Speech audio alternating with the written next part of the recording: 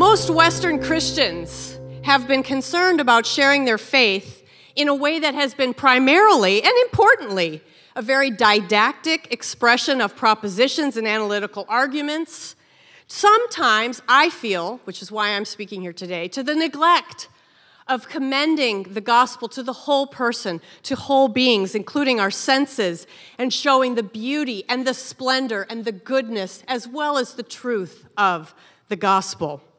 We have followed in the tradition of Descartes, that philosophical tradition that equated knowledge with rational thought, particularly that what we know with our rational thought is what is certain. And there's a difference between certainty and having confidence in the Christian message.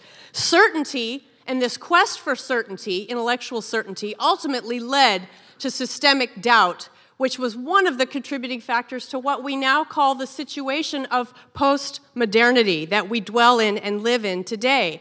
That entire enterprise of trying to find all that was certain with our rational minds has been torn down by postmodernism.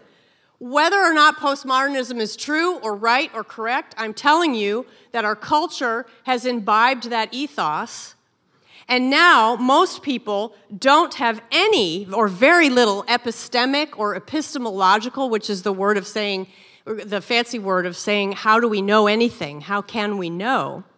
They don't have that kind of confidence that we can know anything with any degree of certainty.